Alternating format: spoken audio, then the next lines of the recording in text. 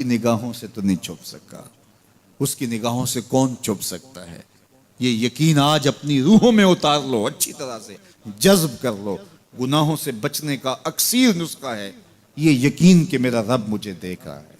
ये यकीन जब रूह में जम जाए, ख्यालों में उतर जाए, एतकाद का पुख्ता हिस्सा बन जाए, फिर बंद कोठड़ी में भी जुर्म नहीं हो सकता कि मेरा मालिक तो मुझे देख रहा है। आप देखते नहीं कि जब सातों दरवाजे बंद करके बुत के ऊपर मोटा कपड़ा डाल के जुलेखा बोली है तलक, यूसुफ अब तो आ जाओ ना, अब तो कोई नहीं देख रहा। काला माज़ल्ला, तो जनाब यूसुफ ने कहा मैं अल्लाह की पनाह में आता हूं।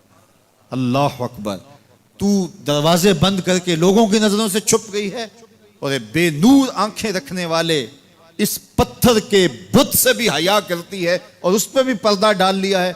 जब तू इस झूठे खुदा से हया करती है, मैं सच्चे खुदा से हया क्यों ना करूं जो सातवीं कोठड़ी में भी देखता है। इतनी रोशनियां बरसी कि गुनाह का तसव्वुर भी महाल हो जाता है। तो ये यकीन कि मेरा अल्लाह मुझे देख रहा है, ये इंसान